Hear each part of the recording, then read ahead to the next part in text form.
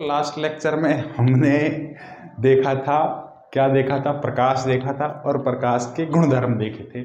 आज देखेंगे हम लेंस और दर्पण के बारे में देखेंगे।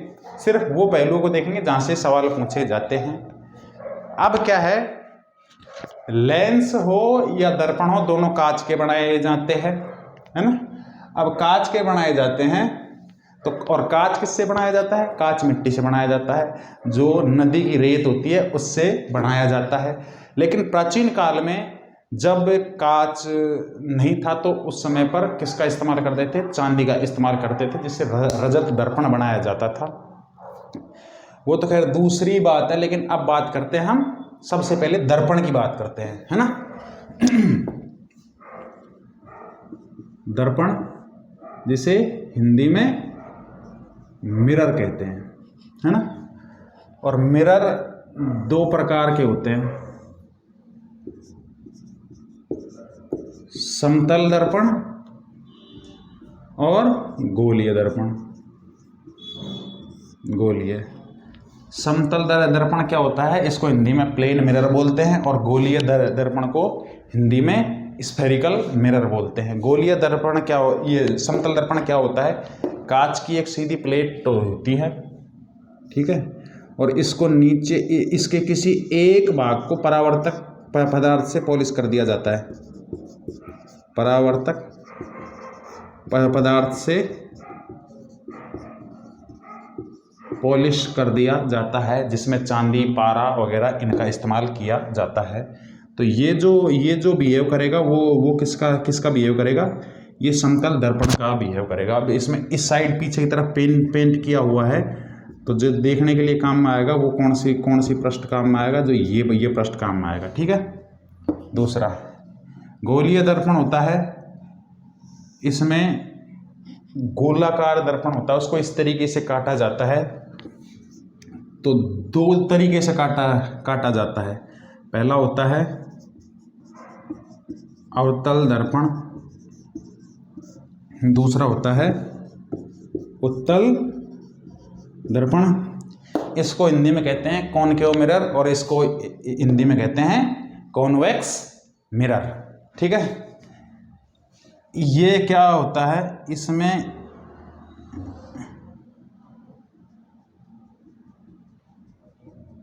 इसमें जो उभरा हुआ भाग होता है, यहाँ पर इसकी पॉलिश कर दी जाती है, और देखने के लिए जो काम में आता है वो ये वाला हिस्सा काम में आता है। उत्तल दर्पण में क्या होता है? जो इसका धंसा हुआ भाग होता है, इसको पॉलिश कर दिया जाता है ना, इसको पॉलिश कर दिया जाता है, और ये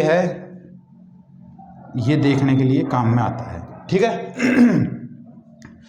अब अवतल दर्पण का कहाँ इस्तेमाल होता है? जो डेंटिस्ट होता है ना, डेंटिस्ट कौन होता है? जो दांतों का उपचार करता है। जो डेंटिस्ट होता है वो उसके पास में इतना लंबा कांच, इतने लंबे फ्रेम का एक छोटा सा कांच होता है, तो उसको ऐसे दांत में लगा करके देखता है ना। तो डेंटिस्ट इसका इस्तेमाल करते हैं,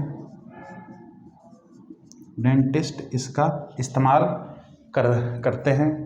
दूसरा, जो बार्बर होते हैं उनके पास में बड़ा कांच होता है, वो यही होता है, वो इसी अवतल दर्पण का इस्तेमाल करते हैं। बहुत सारे लोग समतल दर्पण का भी इस्तेमाल कर लेते हैं। समझ में आई बात? उत्तल दर्पण। अब उत्तल दर्पण में क्या होता है? उत्तल दर्पण में क्या होता है? अब इसमें मैं कुछ भी नहीं कर सकता, ये बाहर की आवाज़ है ना। अब उत्तल दर्पण में क्या होता है? उत्तल दर्पण में जो धंसा हुआ भाग होता है, ये पॉलिश किया जाता है और देखने के काम में आता है, जो ये आता है। अब इसको कहाँ इस्तेमाल किया जाता है?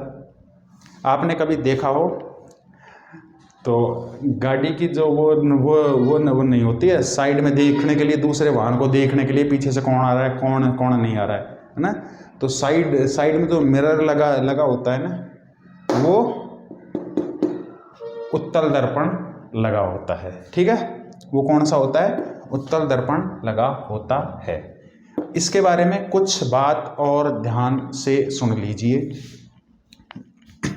किसी वस्तु का आपको पूरा इमेज देखना है, किसी वस्तु का आपको पूरा प्रतिबिंब देखना है, तो पूरा प्रतिबिंब देखने के लिए कम से कम उसकी टोटल लेंथ का आधा इतना आपको दर्पण चाहिए। जैसे कोई आदमी है 6 फीट का है, तो आपको उसका पूरा इमेज देखने के लिए कम से कम 3 फीट का क्या चाहिए, 3 फीट का दर्पण चाहिए। ठीक है।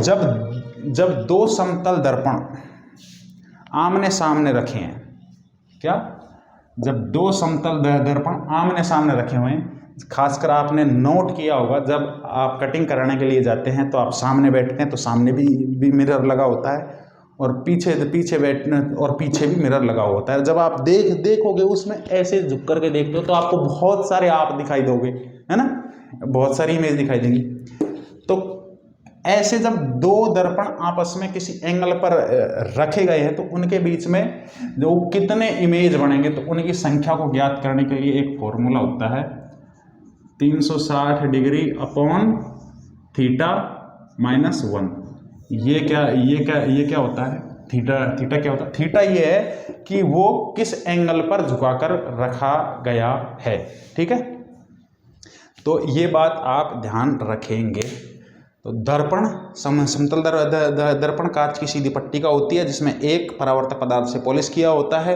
ठीक है, और इसमें इसको इन दो को किसी एंगल पर झुकाकर रखा जाता है, तो बनने वाले प्रतिबिंबों की संख्या 360 डिग्री अपॉन थीटा माइनस 1। ठीक है, और जब किसी व्यक्ति की या किसी वस्तु का पूरा इमेज देखना है तो कम से कम उसकी लंबाई का आधी लंबाई का आपको मिरर चाहिए। गोलीय दर्पण होते हैं, गोलीय दर्पण दो प्रकार के होते हैं, अवतल दर्पण, उत्तल दर्पण। अवतल दर्पण होता है जिसका उभरा हुआ भाग होता है, उसको पॉलिश किया जाता है, डेंटिस्ट इसका इस्तेमाल करते हैं।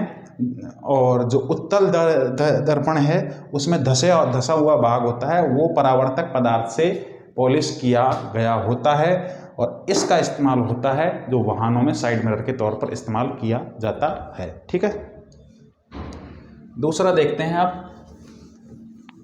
लेंस।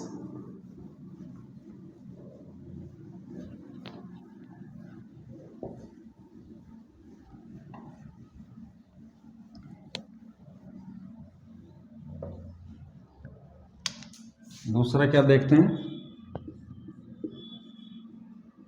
लेंस, जिसे हिंदी में भी लेंस कहते हैं। ठीक है, अब लेंस क्या होता है, लेंस में और दर्पण में फर्क ये होता है कि दर्पण में परावर्तक पदार्थ की पॉलिश होती है और लेंस में नहीं होती है, बस इतना ही फर्क है और कोई फर्क नहीं है। ठीक है, ये कितने प्रकार के होते हैं, ये 2 प्रकार के होते हैं, अवतल लेंस और उत्तल लेंस। अवतल लेंस होता है जिसे हिंदी में कॉनकेव लेंस कहते हैं, और उत्तल लेंस को हिंदी में कॉन्वेक्स लेंस कहते हैं। ठीक है, समझ में आई बात। अब इनका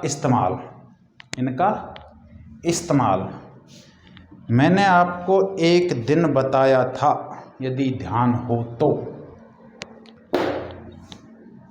चश्मे में इसका इस्तेमाल किया जाता है, चश्मे में इसका इस्तेमाल किया जाता है। अब चश्मा में भी क्या होता है, यदि किसी के निकट दृष्टि दोष है, निकट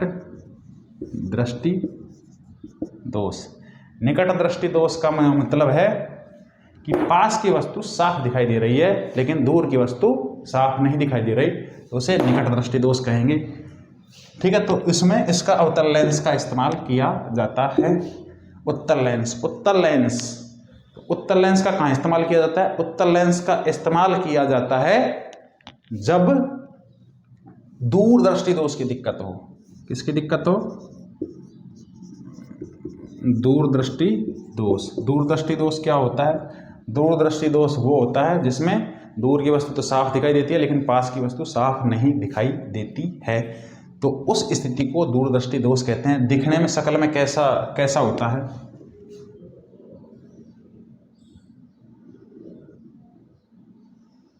कुछ ऐसा होता है, ठीक है।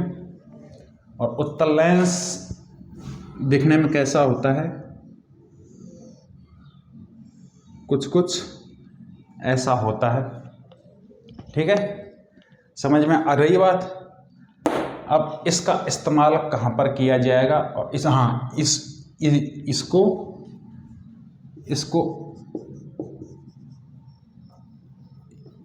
इसको कॉनकेव लेंस भी बोलते हैं और इसको कॉन्वेक्स लेंस भी बोलते हैं।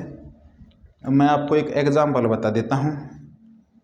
ये जो है, जो आप देख रहे हैं, ये कौन सा है? ये कॉन्वेक्स है, उत्तल लेंस है। ये कौन सा है? ये उत्तल लेंस है ना। तो ये देखो किनारों से पतला है तो ये भी किनारों से पतला है, बीच में से मोटा है तो ये भी बीच में से मोटा है, ठीक है। अब इसके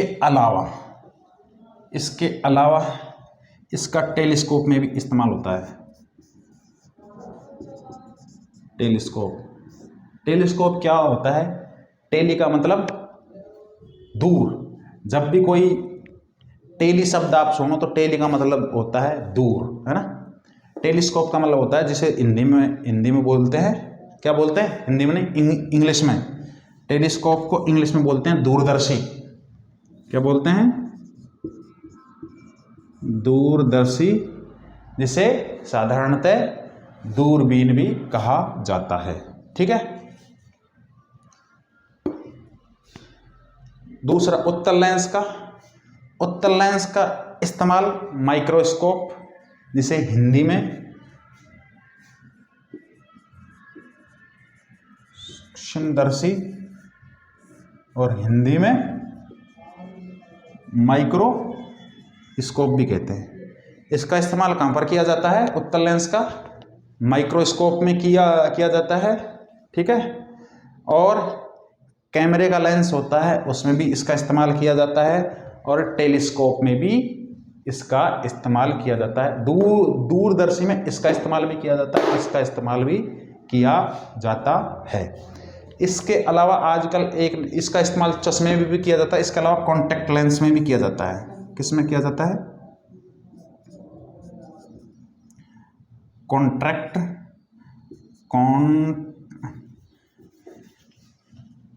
यहां पर लिख देता हूं मैं, कॉन्ट्रैक्ट लेंस, है ना। कॉन्ट्रैक्ट लेंस क्या होता है? कॉन्ट्रैक्ट लेंस क्या होता है? एक्चुअल में कई फैंसी लोग जिनको चश्मा लगाने में दिक्कत होती है, तो वो चश्मा को आंखों पर ना लगाते हुए आंखों में लगा लेते हैं। समझ में आई? वो बहुत छोटे छोटे होते हैं, तो ये चश्मा की तरह ही इस्तेमाल किए जाते हैं। इनको कॉन्टैक्ट लेंस कहा जाता है। और कॉन्टैक्ट लेंस जो आंख के पोर्शन पर लगाए जाते हैं, वो कॉर्निया पर लगाए जाते हैं। कहाँ पर लगाए जाते हैं? कॉर्निया पर लगाए जाते हैं। और कॉर्नियाई आंख का एक वो हिस्सा है जो नेत्रदान में दान किया जाता है। ये सवाल कई बार पूछा गया है कि नेत्रदान में आंख का कौन सा भाग दान किया जाता है, तो वो कॉर्निया ही होता है और इसी पर कॉन्टैक्ट लेंस लगाया जाता है। तो आज हमने क्या क्या देखा है? आज हमने देखा है दर्पण देखा है, जिसे मिरर कहते हैं, और लेंस देखा है, जिसे लेंस कहते हैं, ठीक है। अगले लेक्चर में हम किसी नए टॉपिक के साथ में बात करेंगे। यदि आपको ये वीडियो पसंद आया तो इसे लाइक करें। यदि कोई आपकी क्वेरी है तो कमेंट करें। Stay tuned, see you tomorrow.